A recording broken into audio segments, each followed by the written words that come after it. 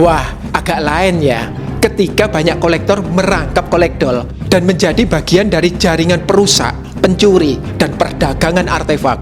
Pembatik berdarah Tionghoa ini malah menyelamatkan banyak artefak penting bangsa kita dengan merogoh koceknya sendiri. Ia bahkan menyelamatkan arca terbaik Majapahit dari piramida Jawa yang hancur terhantam truk untuk membangun hotel. Bahkan susunan pesalen Candi Soko, satu-satunya potret pandai besi di Nusantara klasik, direkonstruksi di kediamannya. Oke teman-teman, meski beliau sudah meninggal, dalam Daya Budaya kali ini kita akan berbincang dengan pewarisnya yang bertahun-tahun merawat tinggalan budaya dari berbagai era di kediamannya. Mari kita petik pelajaran berharga untuk menjaga budaya negeri. Yuk.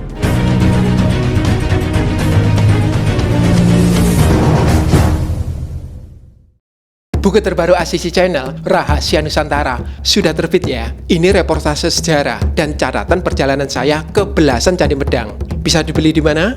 Cek komen atau bio. Yang sudah punya, saya tunggu reviewnya. Dan mari kita lanjut. Nah, menarik nih teman-teman. Saya ini ada di sebuah tempat ya di Solo ya. Ketika datang pertama, saya terkejut karena di sini banyak sekali artefak. Salah satunya dari Candi Soko dan cukup tinggi artefaknya dan sangat indah sekali. Nanti kita akan ke sana. Tetapi kita berkenalan dulu dengan pemiliknya, Pak Kanjeng, ya. Nun Sewu. Ya. Kok bisa ya ada artefak itu di sini gitu? Dan kira-kira jenengan ini siapa gitu? Apakah seorang arkeolog? Kok bisa mengumpulkan artefak begini banyak? Begini Mas Asisi, saya terangkan ya. Pertama-tama kami ucapkan selamat datang di dalam Harjonegaran. Dalam Harjonegaran di Solo. Di Solo atau batik Gotek Swan Panembahan Harjonagoro. Ini saya terangkan. Mengapa di sini itu banyak arca-arca artefak atau arca purbakala yang terjajar di tata rapi seperti ini. Ini karena dulu saya itu sebagai pelestari atau penerus pelestari. Dulu almarhum Kang Mas saya, karena saya itu diangkat adik oleh almarhum Kang Mas Panembahan Harjonegoro, dan istri saya, Ibu Supiah Anggriani itu juga dengan saya itu sebagai pewaris budaya. Arca-arca ini dulu ditemukan di tahun 50-an, era 50-an, yang terjajar di Karis Hidenan Surakarta. Nah, ditemukan arca ini dulu kakak saya itu memang dari muda hobi. Kalau tidak ada kuliah atau tidak ada hari-hari yang luang, itu beliau itu ke desa-desa mencari arca yang tercecer. Ada yang ditemukan di tengah sawah, ada yang ditemukan untuk selokan, untuk wot, untuk lalu lintas, untuk jalan. Ada juga yang ditemukan di tempat-tempat bambu, papringan istilahnya. Ada juga. Nah, itu kalau ditemukan, bahkan ada yang ditemukan untuk popunden. Jadi arca itu oleh orang desa itu, kalau punya kerja, itu pasti dikasih sesaji. Kakak saya itu kalau ketemu yang punya, kalau bisa diminta. Tapi kalau tidak bisa, bagaimanapun caranya supaya arca itu bisa dibawa pulang dan ditata di sini. Karena apa? Karena beliau itu orang yang sangat jenius. Pemikirannya jauh ke depan, bahwa nanti arca-arca ini daripada nantinya lari ke luar negeri, diselamatkan dibeli oleh orang luar negeri, lebih baik kita selamatkan di rumah sini. Ada yang ditukar dengan lembu, kerbau, ada yang ditukar dengan uang, dibeli, bahkan ada yang ditukar dengan sepeda. Itu dulu tahun 50. Bahkan ada cerita yang sangat menggelikan. Beliau beli arca dari Boyolali, yang ada cuma gerobak dan andong tukar. Begitu diturunkan di depan, arca diturunkan di depan dari keretanya itu langsung ikut ambruk, remuk. Jadi kakak saya dituntut harus beli andong itu juga, yang harus dibeli. Itu pernah. Jadi kalau arca di sini itu dikumpulkan dari Karis Surakarta tahun 50 sampai tahun 80. Terus ditata di sini. Mengapa kok cara natanya bagus? karena beliau itu sebagai ketua Museum Radio Pustaka selama 25 tahun. Nah, ditata di sini jumlahnya ada 45 arca. Wow. Tahun 1985 beliau itu mempunyai pemikiran yang juga sangat aneh pada waktu itu. Beliau itu melobi oleh kepada pemerintah bahwa arca yang dimiliki beliau itu sudah mempunyai pemikiran ini nantinya siapa yang akan merawat. Terus untuk apa? Takutnya nanti kalau ada misalkan rumah ini kosong, tidak ada penghuninya, terus arca ini dijugil, itu takutnya itu. Makanya tahun 85 bulan Agustus, tanggal 10 Agustus 85, arca ini diserahkan kepada negara, dikembalikan ke negara. Karena beliau mempunyai berprinsip bahwa nanti akan ada aturan atau undang-undang cagar budaya. Tapi ternyata betul, tahun 1992 itu sudah ada undang-undang perbakaran. Bahwa setiap warga negara Indonesia itu boleh memiliki, tapi harus lapor ke BP3. Dilaporkan. Boleh memiliki, tapi dilaporkan. Dulunya enggak.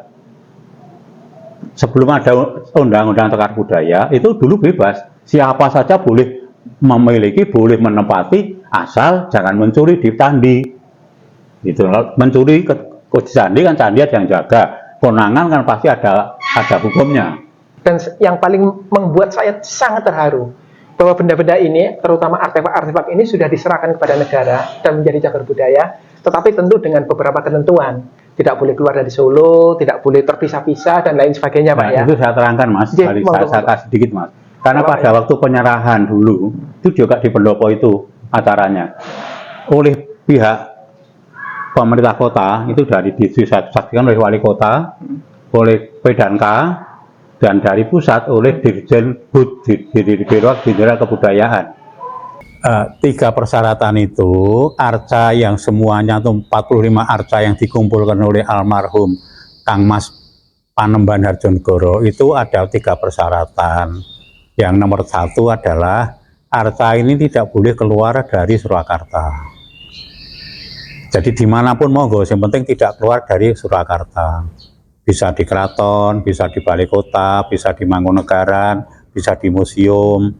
Itu yang pertama. Yang kedua, arca 45 tidak boleh terpisah-pisah, harus satu lokasi. Yang ketiga atau yang terakhir, bahwa di mana arca itu diletakkan, itu harus ada prasasti atau tulisan bahwa semua arca 45 arca ini yang diserahkan oleh seorang namanya Harjono Gojeksuan Panembahan Harjonagoro. Udah 3 syarat ini sudah dipenuhi oleh pemerintah. Sewaktu-waktu mau diambil, monggo silahkan. Wah, seru sekali Pak Kanjeng. Terkait dengan sejarah rumah ini sendiri itu gimana sih ceritanya? Dalam Harjonegara ini dibangun tahun 1950. Kebetulan Kang Mas saya, Pak Harjonagoro, nantinya menjadi Harjono Gojeksuan, terus mendapat gelar dari keraton yang bernama Harjonagoro. Itu dulu mahasiswanya di UI, Universitas Indonesia. Oleh orang tuanya, oleh Bapak Gotiam Hek, ayahnya, dan ibunya itu Chan Ginyo, itu dimasukkan ke Fakultas Ekonomi di UI. Itu tahun 50-an. Jadi tahun 50-an. Tapi karena beliau itu dari kecil sudah ikut neneknya, kakeknya, ya kebetulan kakeknya itu banyak sekali pembadiknya, ratusan pembadik. Setiap hari itu beliau itu mendengarkan cerita rakyat, misalkan cerita Andi-Andi Lumut, cerita cerita Kleteng Kuning, cerita wayang, terus dia ketoprak, ludruk, dan sebagainya. Itu setiap hari dengar cerita itu, sehingga yang dulunya keturunan Cina itu lama-lama kemasukan budaya Jawa. Jadi, dan beliau itu di belakang rumahnya kakeknya itu ada seorang guru tari dari keraton yang namanya Kanjeng Gusti Pangeran Prabu Hinoto. itu guru tari di keraton. Nah, beliau itu tiap hari lihat orang belajar menari. Nah, lama-lama kalau ajar menari itu duduk silo gini, terus kalau ada menari tangannya yang ngikuti gitu. Terus guru tarinya itu melihat, loh, ini kok aneh. Cah Cina kok ada yang nari kok melu nari. Akhirnya dipanggil, kamu sini, kamu pengen belajar menari. Dia mantuk. Kalau diperbolehkan saya ingin belajar menari. Akhirnya direkrut menjadi murid, diajari nari. Dan pada waktu beliau itu masuk ke Fakultas Ekonomi, itu hanya 1 semester. Beliau tidak tahan, tidak cocok dengan hati nuraninya. Beliau keluar dari Fakultas Ekonomi, masuk ke Fakultas Sastra Jawa. Kebetulan di Fakultas Sastra Jawa itu beliau kenal guru besar yang dari keraton, yang sangat terkenal, termasyhur, Profesor Dr. Raden Ngabei Purbo Caroko. Itu ahli sastra Jawa, ahli budaya Jawa. Betul. Ya, itu guru besarnya. Nah, pada waktu UI mengadakan Disnatalis, peringatan Disnatalis, itu ada malam kesenian. Nah, malam kesenian itu rencana kan tiap ada malam kesenian itu pasti diadakan di Fakultas Pertunjukan di UI. Tapi pada saat itu ada salah satu panitia yang ingin punya ide bahwa ini diadakan di Istana Negara. Satu panitia ini minta izin kepada kepala, namanya Jenderal Harjo panggilannya. Tapi oleh beliau ditolak. 2 orang panitia ini menerobos masuk ketemu Bung Karno. 2 orang ini juga nantinya menjadi tokoh hebat. Yang satu Bapak Profesor Dr. Kusnadi yang nantinya menjadi Rektor UGM.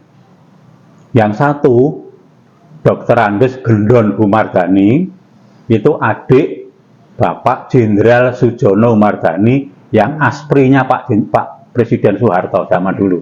Aspri adiknya.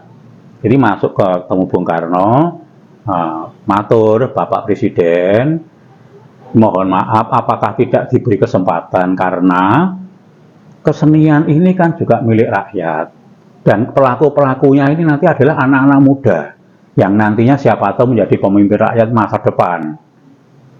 Dan salah satu seniman yang akan menari ini adalah tokohnya, masternya itu keturunan Cina. Apakah tidak diberi kesempatan? Nah, akhirnya Bung Karno berpikir, oh gitu, oke. Saya izinkan di Istana Negara. Tapi ingat, harus yang bagus, saya juga akan melihat. Nah, akhirnya ditata panggung yang indah, bagus, terus pertunjukan itu dilaksanakan di Istana Negara. Nah, Pak Harjono Gotekswan yang nantinya menjadi Panembahan Harjonegoro itu menari. Beliau menari Gambiranom, tarian Gambiranom, gaya Keraton Solo. Gaya Surakarta gitu aja. Tariannya bagus sekali, halus sekali. Bung Karno terheran-heran serta MC-nya itu menerangkan bahwa yang menari ini adalah mahasiswa asal Solo, namanya Harjono Gotekswan dari Fakultas Sastra Jawa. Bung Karno terperanjat. Loh, Cah Cino tariannya apik banget, kok dia kuliah di Fakultas Sastra Jawa? Ini kok aneh anak ini. Akhirnya dipanggil, disalami dengan kata-kata, tarianmu bagus sekali, lanjutkan perjuanganmu. Kalau kamu tidak ada mata kuliah, kamu datang ke Istana Negara, saya panggil ke Istana Negara. Besok pagi jam 7 saya panggil ke Istana Negara. Saya ingin berbincang-bincang lebih lanjut, ingin tahu apa maksud tujuanmu, kok kuliah nih Fakultas Sastra Jawa. Akhirnya begitu jam 7 sowan ke Istana Negara, awalnya ditolak oleh penjaganya. Karena apa? Karena ada mahasiswa naik sepeda ontel kok mau ketemu presiden. Itu kan aneh. Ajudan presiden dari dalam itu sudah tahu bahwa Bung Karno berjanjian dengan anak itu. Akhirnya disalami suruh masuk ketemu presiden Bung Karno. Akhirnya berbincang-bincang mengenai budaya, mengenai keraton, mengenai filosofi macam-macam dan yang semuanya ada hubungannya dengan budaya Jawa. Dan lambat laut beliau itu akhirnya menjadi staf ahli Bung Karno, sastra bagian budaya Jawa. Dan pada suatu malam diajak makan malam gitu, Pak Harjonegoro Gotikswan ini diperintah oleh Bung Karno. Saya tahu latar belakangmu, orang tuamu kan pembatik, kakek-kakekmu kan pembatik, dan kamu kenal sekali dengan pembatik. Saya ingin memersatukan batik. Jadi ini perlu digarisbawahi. Saya ingin memersatukan batik.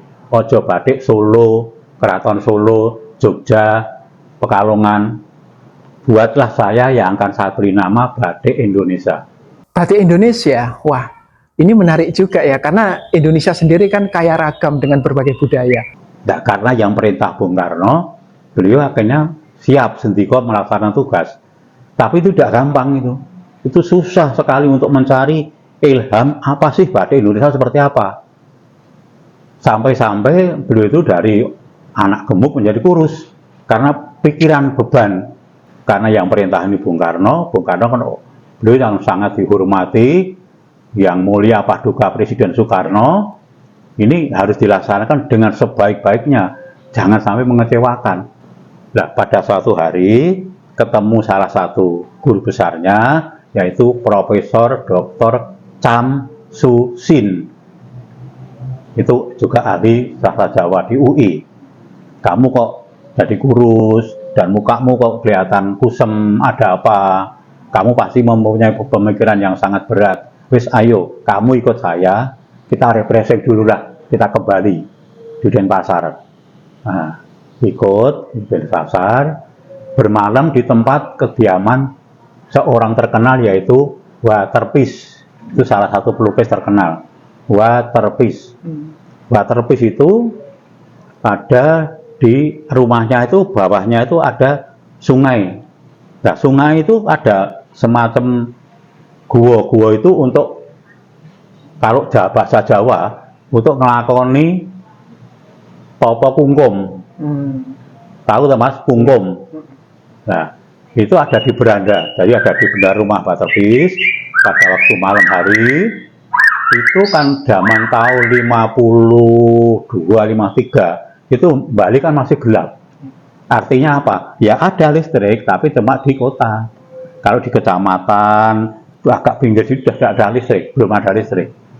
Jadi malam hari itu dari kejauhan itu kelihatan setitik api dari jauh.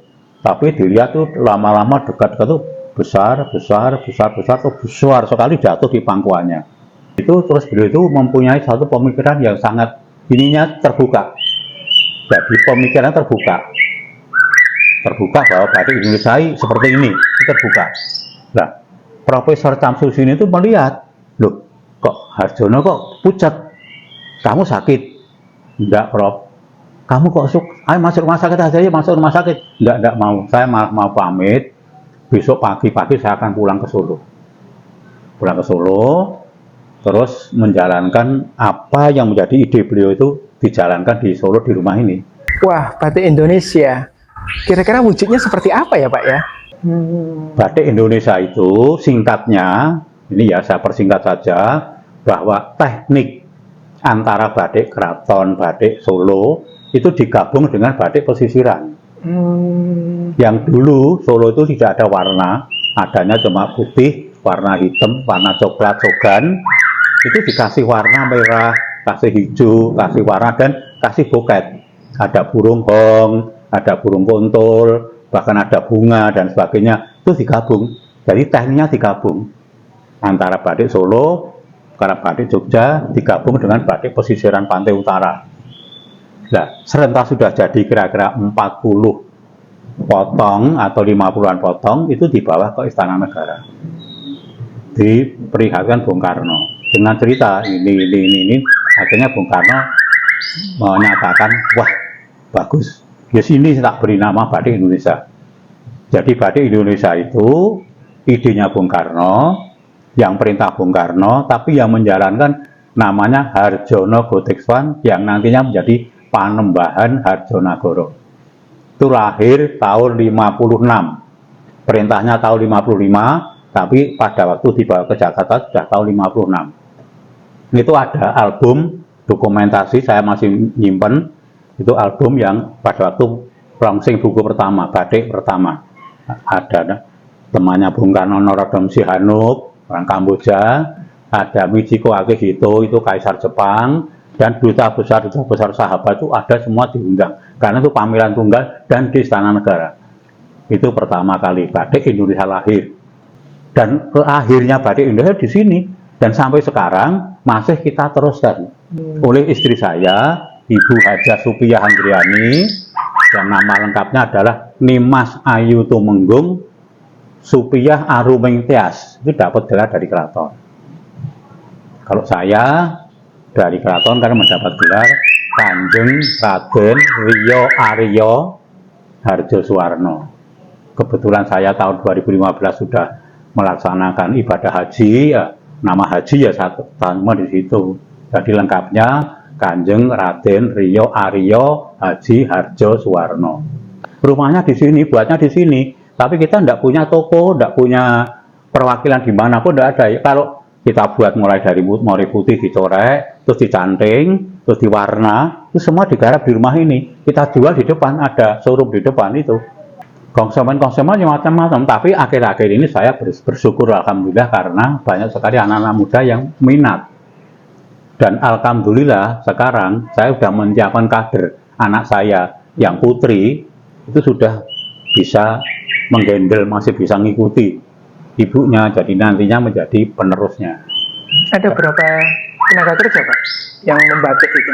Kalau yang membatik, kalau yang di rumah ini kira-kira cuma ada 5 atau 7, tapi kita punya pembatik ada di luar di desa, kira-kira orang 20. Oh. Jadi saya kalau tiap 2 minggu sekali kita ke sana untuk ngambil jadi dan ke sana mengasih bahan yang nantinya dibatik. Tapi prosesnya di sini semua. Finishingnya ya? Finishingnya semua di sini. Jadi pengangkatan masyarakat sekitar juga ya? Iya. Jadi di sini juga ada batik Indonesia, ada batik tradisi yang klasik, yang gaya keraton, ada batik yang untuk fashion, ada yang batik seperti saya pakai ini batik kombinasi. Jadi ini 50% ditulis, 50% sudah ada pelanggannya. Ini untuk harian. Jadi supaya konsumen itu kan tidak tiap orang itu mempunyai kantong tebel, karena batik Indonesia itu digarap 1 lembar 5-6 bulan. 5-6 bulan. Satu lembar. Harganya juga mahal, termasuk mahal. Karena harganya sekitar 7 juta. 7 juta. Ada 7,5 juta, ada 7 juta. Tapi itu digarap 5-6 bulan. Kalau ini harganya cuma 600. Kalau sudah jadi baju ya sekitar 750. Sudah jadi. Saya malah jadi penasaran nih, ada nggak batik ciptaan beliau selain dari batik Indonesia itu? Mas Harjonegoro itu bukan hanya pembatik, bukan hanya pencipta batik Indonesia, tapi beliau itu juga orang yang mengarang atau yang mencipta pola-pola batik. Itu jarang loh, orang juragan batik boleh juragan batik, tapi belum tentu bisa memberi suatu ciptaan yang nantinya akan terkenal. Contohnya yang karya-karya almarhum itu, umpamanya batik Kusumo Srinalindro dan Tumurun Srinalindro. Itu dulu dicipta, polanya dipersembahkan kepada Raja PB12 Swargo untuk ulang tahun 50 Jumenengan tahun. Yuk minta izin apa boleh membuat pola batik yang diberi nama Kusumo Srinalindro dan Tumurun Srinalindro. Akhirnya disetujui dan sudah jadi dipersembahkan kepada raja. Yang satu pasang dipersembahkan pada raja, yang lainnya ini minta izin apakah boleh, ini akan saya carikan dana untuk pembangunan keraton.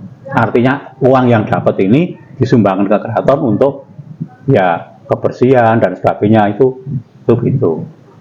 Namanya Tumurun Srinalindro. Mengapa kok nama Tumurun Srinalindro? Nalindro itu kan raja, turun kan berarti kan turun. Itu raja yang merakyat. Dan raja, satu-satunya raja yang menjadi raja sesudah merdeka. Makanya Sinuwun PB12 itu juga mempunyai gelar Sinuwun Hamardika. Jadi Sinuwun yang sudahnya merdeka, beliau menjadi raja. Ada juga yang diberi nama Raditya Kusumo. Beliau itu dekat sekali dengan putra Mangkunegara yang ke-8, namanya Gusti Raditya. Beliau itu sangat akrab sekali dengan Mas Harjonegoro, tapi Gusti Raditya itu meninggal karena kecelakaan dan masih muda. Dan pada waktu beliau itu pacaran dulu sering ketemunya di sini. Nah, karena kehilangan teman yang sangat baik, itu di dalam hati itu mempunyai pikiran nelongso. Bergabungnya itu terlalu dalam. Akhirnya beliau dalam merenung itu dia membuat torat yang diberi nama Raditya Kusumo. Wah, ini contoh dari bagaimana menjadikan pengalaman hidup dan termasuk di dalamnya ada kesedihan, justru malah menjadi sebuah karya. Ini menarik sekali dan sangat inspiratif. Sampai sekarang masih dibuat dan itu banyak sekali orang yang suka. Kalau jadi gitu biasanya di foto anak saya itu di-upload, dilewatkan ke YouTube atau di IG itu biasanya cepat sekali laku juga. Ada pula yang namanya Surono, itu karena kedekatan dengan Bapak Jenderal Surono. Karena beliau itu juga menjadi staf ahli budaya Jenderal Surono pada waktu itu. Ada juga yang diberi nama Kembang Bangah. Nah, kalau Kembang Bangah itu ceritanya yang paling luar biasa. Karena Kembang Bangah itu beliau itu tahun 80-an sebagai budayawan, sebagai seniman, sebagai seorang yang menggeluti budaya itu oleh pemerintah dipinggirkan. Tidak ada tempat. Tahun berapa itu? 80-an. 80. Zaman Pak Presiden Pak Harto. Beliau itu protes. Kalau mahasiswa sekarang protesnya kan demo. Kalau Jakarta di Tapal Kuda, Patung Kuda, di mana di Solo juga sering demo dan sebagainya. Ya, beliau enggak, protesnya dengan dikarya. Beliau membuat suatu batik yang sangat halus, yang sangat rumit, diberi nama Kembang Bangah. Padahal Kembang Bangah itu kembang kan bunga. Kembang Bangah itu tumbuhnya di comberan. Dan baunya seperti bau bunga bangkai, tapi dibuat sehalus, seindah mungkin. Maksudnya apa itu? Ya, maksudnya supaya apa namanya, protes itu tidak harus kekerasan, lah. Jangan dengan halus, dengan rasa nalongso. Itu bukan hanya sekarang. Zaman dulu ada seorang Pujangga Rangga Warsita, kan Anda pernah dengar toh? Pujangga Rangga Warsita juga pernah protes terhadap raja dengan membuat bait yaitu Serat Tolatido. Ratune ratu linuwe, patihe patih becik, panekari becik-becik, parandene tan bisa mbrantas kala bendu. Loh, dan lain sebagainya. Ibaratnya apa ya itu namanya? Sak pinter-pintere wong isih luwih bejo wong eling lan waspada dan sebagainya itu. Itu protes juga. Sekarang malah jadi terkenal. Sekarang terkenal gitu loh. Itu pada tahun 1974 itu Bapak Gubernur DKI Bapak Ali Sadikin itu punya staf yang namanya Y.A. Damais. Nah, Y.A. Damais itu dengan Pak Harjonegoro sebagai kakak adik. Nah, Pak Gubernur itu mempunyai ide dan gagasan, akhirnya menjadi SK bahwa batik lengan panjang itu adalah batik pakaian nasional. Jadi dulu kan kalau pakaian nasional kalau pakai jas, pakai dasi. Orang Jagong di desa-desa saja pakainya kan jas, dasi itu pakaian nasional. Tapi dengan adanya SK Gubernur DKI yang disetujui oleh Presiden, itu batik lengan panjang sudah menjadi batik pakaian nasional. Makanya sekarang kan banyak tuh acara-acara pakai batik lengan panjang itu sudah nasional, pakaian nasional itu. Dan sekarang kalau di desa-desa Mas bisa lihat orang Jagong pakai jas jarang. Iya. Pakainya hem batik. Batik. Entah batik itu batik tulis, entah batik itu printing, entah yang penting mori bermotif batik lengan panjang sudah batik pakaian nasional. Ini yang banyak tidak dimengerti. Saya kira anak-anak muda itu atau bahkan pelaku batik pun jarang yang tahu kalau batik pakaian nasional itu dulu diawali dengan atas inisiatif Bapak Gubernur DKI Jakarta yang namanya Bapak Ali Sadikin. Gak nyangka juga ya, ternyata batik dengan lengan panjang yang jenengan sebut tadi itu, yang dinyatakan sebagai baju nasional, ternyata inspirasinya dari situ juga ya. Saya dengar-dengar Pak Kanjeng ini juga passion dunia keris, dan saya dengar juga sempat melihat bahwa di sini ada besalen, yakni tempat untuk membuat keris. Ini menarik karena di tempat ini juga ada arca-arca dari Candi Soko, yang mana di Candi Soko saya temukan juga adanya relief besalen. Jadi relief pembuatan keris juga di masa klasik gitu. Itu ceritanya bagaimana Pak? Kok bisa ada besalen di sini? Begini, terus terang saja, karena almarhum Kang Mas Panembahan Hadjonegoro itu mempunyai aspirasi dari Candi Soko. Justru Candi Soko itu ada relief seorang empu yang sedang mengerjakan pembuatan keris. Nah, besaren di sini itu memang nirun Candi Soko. Konsepnya nirun, jadi makanya di sini juga ada ububan, ada paron, ada tukang pan. Nah, itu memang aspirasinya dari Candi Soko. Gitu. Seperti contohnya di sini ada arca yang dari Candi Soko, yaitu tokoh Bima yang besar itu. Tapi kita ngambilnya bukan dari Candi Soko, kita ngambilnya dari Mangkunegaran. Dulu arca itu ditempatkan di depan Gapura Mangkunegaran karena Mangkunegaran pada kira-kira tahun-tahun 80-an itu membuat hotel. Jadi sekarang yang area parkir depan itu kan dulu ada hotel, namanya Hotel Astrini. Astrini itu putra dari Mangkunegoro ke-8 yang dapat menikah dengan seorang bangsawan Malaysia. Nah, pada waktu membangun hotel itu kan di situ untuk akses truk membawa material itu, lah itu kena truk sehingga hancur. Karena hancur hanya ada dua pilihan, ini dibuang untuk uruk atau apa. Tapi Mas Kaya minta kepada Kanjeng Gusti Mangkunegoro diminta dibawa pulang, terus direkonstruksi lagi di sini, akhirnya bisa berdiri seperti itu. Itu zaman Pakubuwono ke-11 itu sudah tidak dampu lagi. Keraton tidak dampu, sudah punah. Jogja juga tidak dampu, di mana tidak dampu, jadi tidak ada orang membuat keris. Tapi almarhum Kang Mas Panembahan Hadjonegoro Pak Butikwan tadi, itu memang beliau itu hobinya juga mengumpulkan benda-benda termasuk keris. Keris, beliau kenal keris itu ya sekitar tahun-tahun 50-60-an. Jadi beliau itu luar biasa. Zaman Jepang itu kan banyak orang yang kekurangan, katakanlah rakyat kurang makan, kurang pangan yang susah.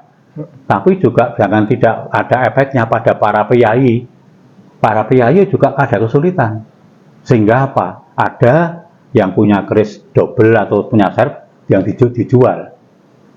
Nah, yang dijual ini pasti juga ada sejarahnya. Nah, ini kakak saya itu sudah mulai, Mas Hadjonegoro sudah mulai beli.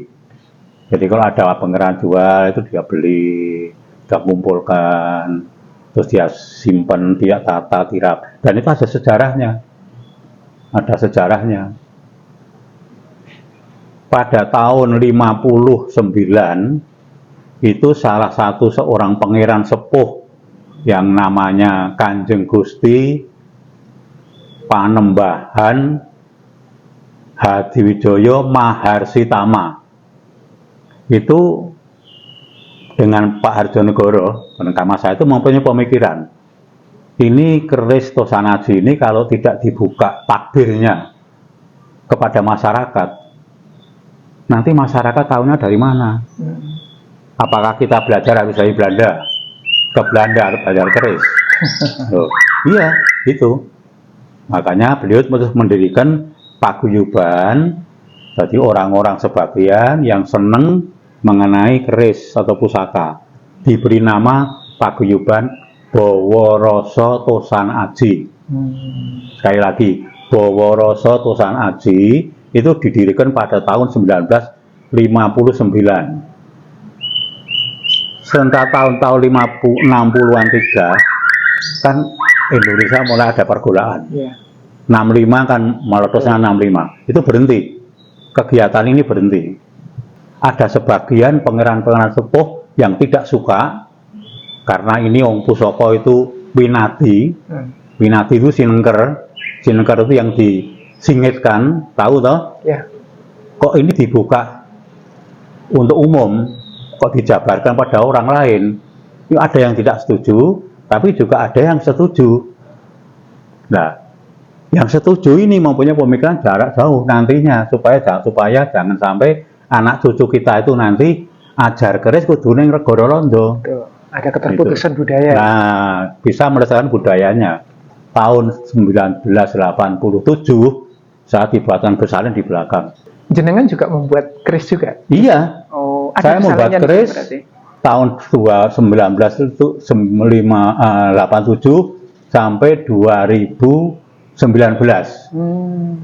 Sebelum Covid, saya berhenti karena apa? Karena asisten saya itu meninggal. Terus tidak lama lagi teman saya yang Pak Pausan tadi itu bergabung dengan saya di sini besalennya itu juga meninggal. Jadi tinggal 3 orang, mestinya orang 5 satu tim itu. 2 orang ini asisten saya, 2 orang ini sekarang alhamdulillah menjadi dosen di ISI Surakarta. Nah, saya tinggal sendiri kan tidak bisa. Saya sudah mencoba untuk mencari orang yang bisa, tapi ternyata sampai sekarang tidak mudah. Dan saya maupun tidak membuat keris, tapi saya untuk mengasah kemampuan saya masih menggeluti mengenai keris. Contohnya ada teman saya yang senang keris itu konsultasi pada saya. Dan pada waktu Pak Jokowi sebelum pindah ke Jakarta, beliau punya ide akan mendirikan museum keris di Solo. Nah, karena beliau itu terus pindah ke Jakarta, ide ini diteruskan oleh wakilnya yang nantinya menjadi wali kota. Itu saya diminta untuk salah satu dewan kurator. Nah, itu menarik kan teman-teman? Artinya apa? Yang luar biasa di lokasi ini, di tempat ini ada 2 warisan budaya tak benda yang diakui oleh UNESCO, ditambah 1 lagi tinggalan klasik. Ya. Jadi yang pertama batik diakui oleh UNESCO. Kedua adalah keris, ada besalennya juga di sini. Dan ketiga adalah tinggalan berupa artefak-artefak dari masa klasik, dari candi-candi. Dari abad 8. Dari abad 8 sampai 15. Sampai 15. Yang terakhir di Candi Soko kan abad 15. Itu ada di sini juga. Tetapi nggak cukup sampai di situ. Ada lagi cagar budaya di sini, yaitu berupa bangunan. Nah, ini menarik ini, Pak. Nah, kalau Mas tanya mengenai bangunan, kebetulan di sini tuh ada bangunan yang usianya pendopo itu sudah 280 tahun. 280 tahun.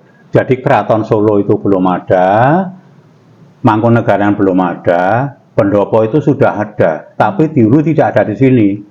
Karena pendopo itu didirikan untuk persiapan penobatan Pangeran Puger. Pangeran Puger itu adik Raja Kartosuro. Jadi keratonnya masih di Kartosuro, belum pindah ke Solo. Pangeran Puger itu didukung oleh para adipati pesisir, termasuk kalau sekarang itu istilahnya tim sukses itu adalah diketuai oleh Sunan Kuning Semarang. Sunan Kuning kan Cina juga. Iya. Sunan Kuning, yang makanya namanya Sunan Kuning. Itu ya. Nah, itu sebelum beliau dinobatkan menjadi raja, membuat pendopo ini dulu. Dan pendopo ini yang mendesain juga Pangeran Puger. Makanya pendopo ini satu-satunya pendopo di samping usianya tua, ini pendopo yang sangat unik, mempunyai filosofi yang sangat tinggi. Coba Mas lihat, itu pendopo itu kan Soko Guru 4 dengan Soko Rowo yang pinggir ini, itu kan besarnya sama, ompaknya tingginya sama. Itu tidak lazim. Kalau sekarang Anda lihat di mana saja pendopo, pasti Soko Guru itu lebih besar, ompaknya juga lebih tinggi. Nah, sekarang pertanyaannya, mengapa kok ini dibuat sama?